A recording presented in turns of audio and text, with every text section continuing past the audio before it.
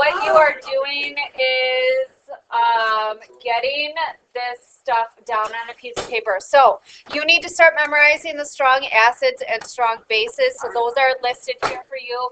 While you're at it, write down and start memorizing those common ions. So I have blank sheet of paper for you out. If you would rather have lined paper, that's a green basket. If you'd rather do it on your old paper, do that too.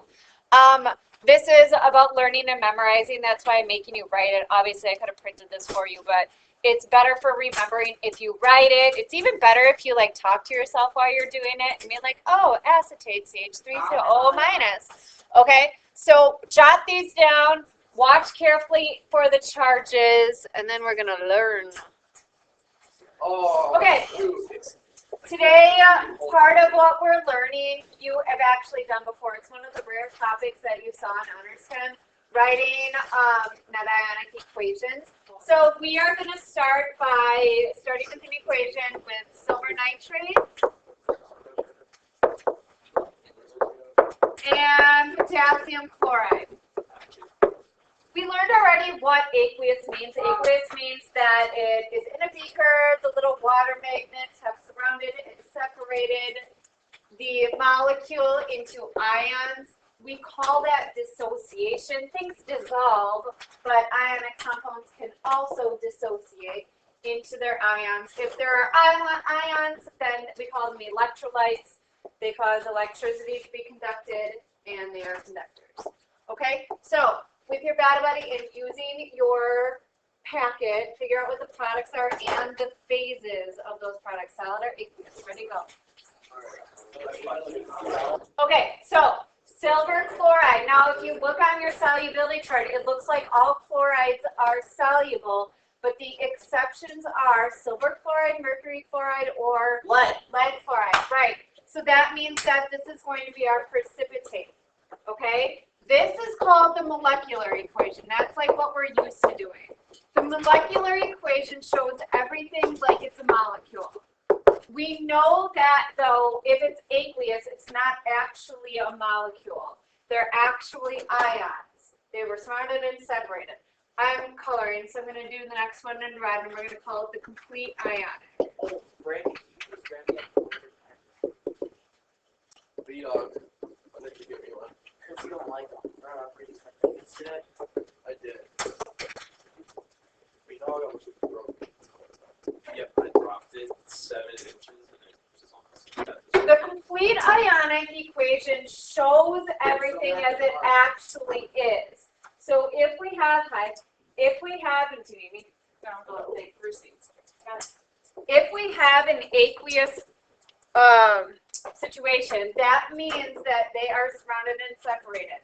So I scrolled too high, but silver nitrate is not actually a compound.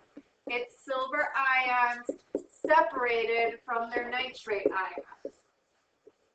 In the water molecules are like magnets, positives to negatives, negatives to positives, and they have separated it.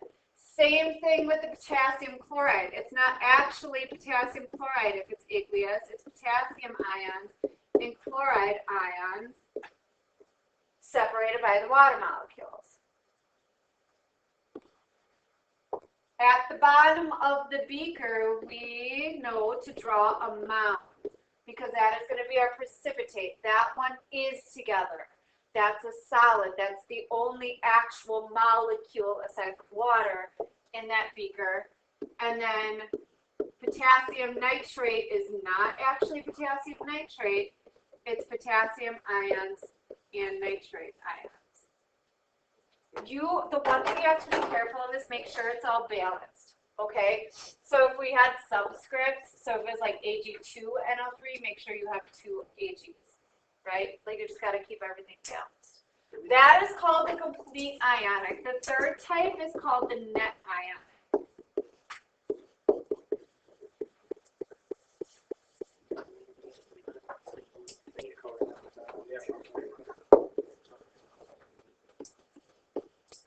Okay, so you have to think back to like 6th grade science. What is a chemical change? Anytime you're making something new, that is called a chemical change. The net ionic equation only shows the chemistry. So if something stays the same from reactants to products, it doesn't react. Nothing has happened. So if we look back here, our nitrate in our reactants stays nitrate in products. That means it didn't do anything. It's called a spectator ion. Our potassium from reactants to the left of the arrow stays potassium to the right. It is called a spectator ion. The way you know what to make your net ionic equation out of is anything that makes a solid, a liquid, or a gas is going to show up in your net ionic equation. Those are reactions. So for this one, our solid was silver chloride. I tend to do the right side first. I pick out the solid, the liquid, or the gas. I put it on the right, and then I can easily tell, okay, to make silver chloride, I need my silver, which was aqueous, and my chloride, which was aqueous. You always need to list your spectators.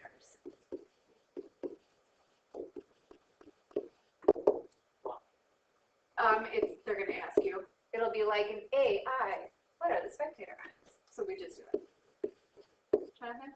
On the test on Friday, are we allowed to use our record time? Yes. No, she gives you one. Oh, I mean, yeah, I give you mine. but I didn't know. Are we gonna need to memorize all of these by Friday? No, the test on Friday is not chapter 4. It's chapter 1 through 3. Oh. Okay, when the music starts, talk about the difference between molecular, complete ionic, and net ionic, and how do you know what to put where, when? Ready, go.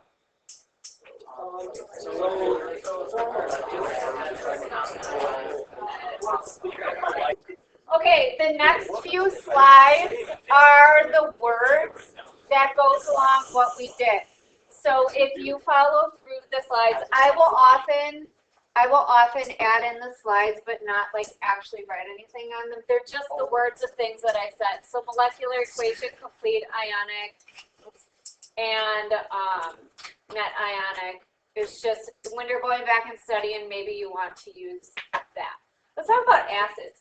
There are 7 strong acids. You need to start memorizing them. They are hydrochloric, hydrobromic, hydroiodic, chloric, perchloric, sulfuric, and nitric. That makes 7. Acids donate a hydrogen ion. Anything with a charge is called an ion. Since there are ions, they are also electrolytes. The more ions, the stronger the electrolyte. Let's talk about hydrochloric acid. Wait, is it the 7 that's acids? Yeah. So that's why I wrote 7. Hydrochloric acid, if it's aqueous, that means those water molecules surrounded and separated that molecule into its ions. Anytime we have ions, we have an electrolyte. Strong acids produce lots of hydrogen ions, means they're strong electrolytes.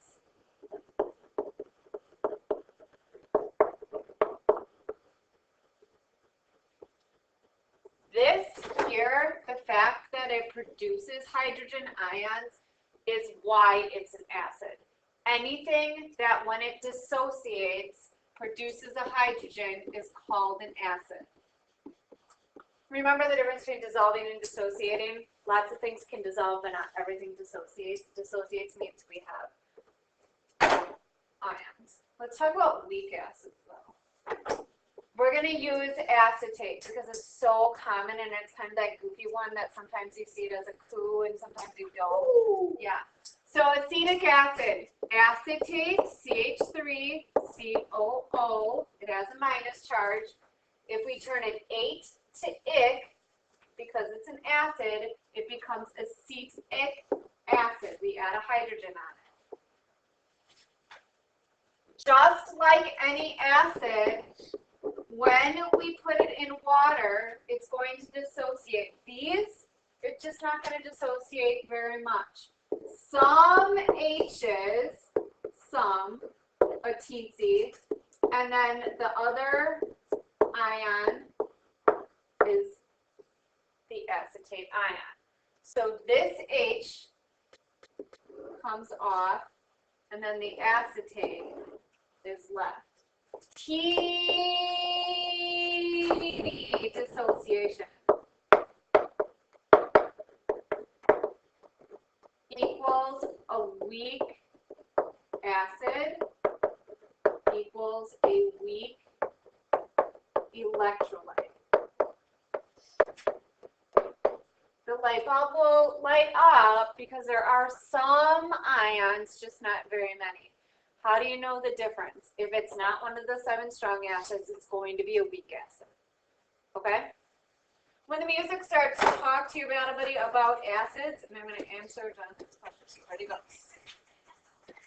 Talk about acids. Okay. Bases.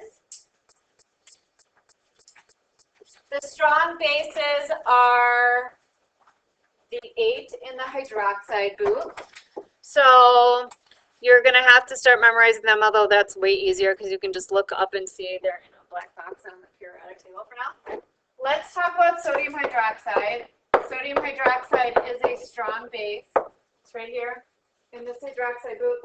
That means when it gets in a bucket of water, it dissociates into its ions. Anytime we have ions, we have an electrolyte. Anytime we have an electrolyte, they conduct electricity and the light bulbs go on. Because we have these ions,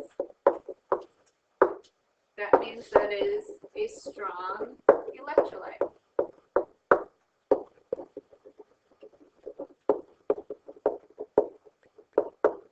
Let's practice drawing a particulate diagram for this one. So we've drawn a lot of them. See if you can do it without looking back at your notes and see if you know which way the water molecules go. So draw your ions, draw your water molecules, positive, negative, negative, positive, and with your dipole.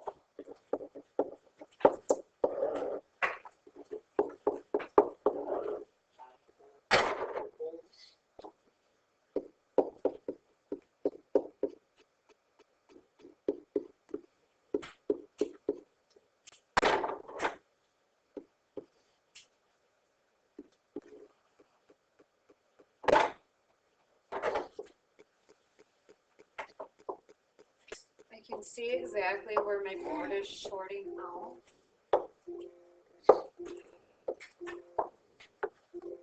It builds a static charge on the back here on these brackets, and you have to like discharge it, and then it'll stop doing that. So you have to get. I try to like, you could take like a towel or something. I'm trying to discharge it. Do you know how we learned this? Mr. Hoops. He's so smart. These were doing these at the beginning, and he's like, you know what? I bet it's built in Mr. And he like fixed all of those. So, all right. How do you know if it's strong or weak? If it is not strong, it is going to be weak. You just have to know your strong acids and strong bases. Let's talk about if we mix them together. So turn to this page. Actually, just scooch down. Let's mix together hydrochloric acid, strong acid, with the sodium hydroxide, strong base. They're both aqueous. That means when they get in water, the magnets, positive, negative, positive, separate those into ions. With the radioactivity, when the music starts, find the product and figure out the phases. Ready, go. HOH. Lots of highlights.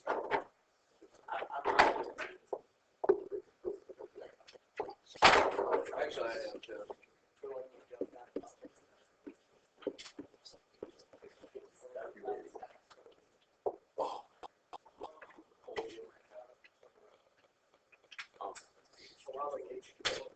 HOH is H2O, 2 H's, 1 oxygen. Okay? So when you have an acid and you react it with a strong base, you're going to end up with water every single time. Your phase is going to be liquid. Unless they tell you the temperature is below freezing, then it would be a solid, and they won't do that. Or if they tell you that the temperature is above 100, then it would be a gas, but they won't do that. So just go ahead and assume every time that your phase is going to be liquid. Now, solids, liquids, and gases can have net ionic equations. Go ahead with your battle buddy and write the net ionic equation for that one. And then list your spectators. Ready to go. Oh, Jonathan, I know this one. Alright, well, it would be H plus. Wait, which one? H a plus one? Yup.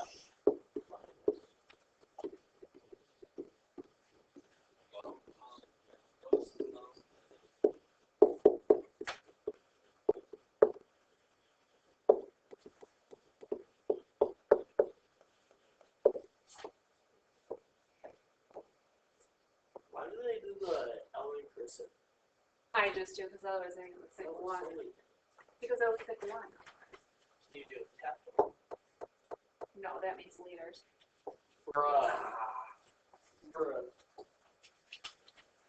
These are called neutralization reactions. Every single time, no matter what, if you take a strong acid plus a strong base, this is going to be your net ionic equation. You do not have to think about it. It has to be that.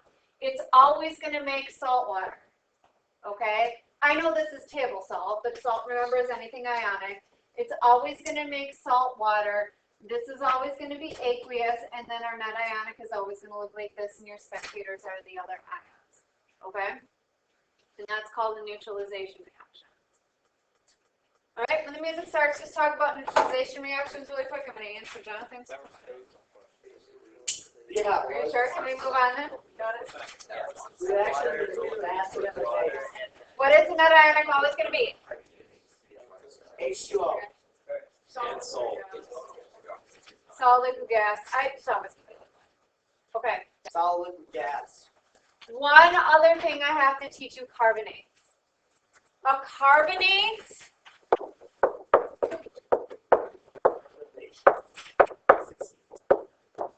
is going to produce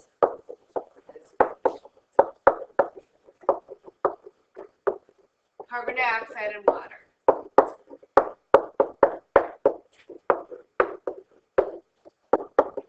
I'm going to show you and then what you think about it for a second.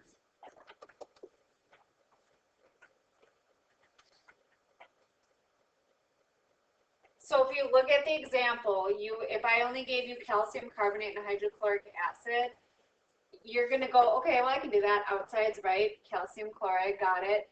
And then your insides are going to be a hydrogen and a carbonate. HCO3 is not a thing, okay? So when you have this acid with a carbonate, this H plus, and then you'll have this carbonate, don't combine them. That's automatically going to be carbon dioxide and water.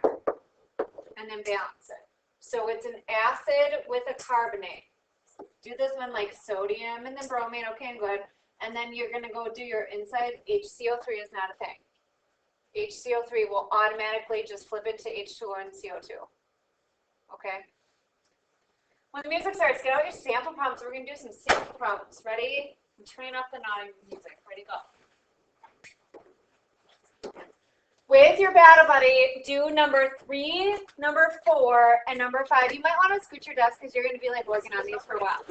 Number 3, 4, 6, 3, 4, 5.